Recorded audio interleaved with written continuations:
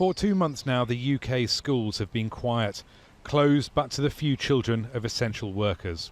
All other kids have been housebound, waiting out the viral storm, looking for brighter days. And they might be close, for England at least. A week ago, the government tasked school leaders like Steve Chalke with safely welcoming some year groups back on June the 1st. In some schools, you'd introduce a one-way system using one set of stairs to go up, another set of stairs to come down, and different corridors for moving in the different directions. You'd set out markings on the floor of 2 metres. So we're thinking all of that out. We've got enough PPE for every staff member and child. The plan is for the youngest 2 primary school years and the oldest to go back first, and others would follow later. So head teachers have been scrambling to find ways they can safely open school gates to more pupils. But a week of frantic talks between teachers' unions and the government still hasn't convinced everyone who thinks this is all happening too fast.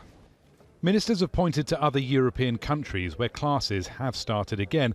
Portugal went back on Monday. But 2 English councils, Liverpool and Hartlepool, have both said there are still too many local coronavirus cases to safely open schools on the government's timetable. Scotland and Wales say they won't reopen yet either. Even teachers' organisations that are now on board are still extremely anxious.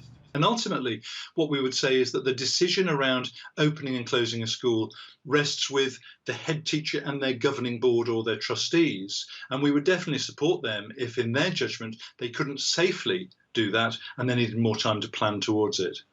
There are warnings, though, that the longer schools are shut, the more poorer kids are affected by disparities in homeschooling. Kids from the richest families are spending 75 minutes a day more on educational activities than those in the poorest fifth of families. If you take the 34 school days between the 23rd of March, when schools closed for the first time, and the 1st of June, when the first kids could start to go back to school, that adds up to more than a week and a half of full-time time in school. But the same Institute of Fiscal Studies report found that well fewer than half of all parents are ready to send their children back to school given the choice. Even if schools in England do open on June the 1st, classrooms may remain mostly empty. Rory Challens, Al Jazeera, London.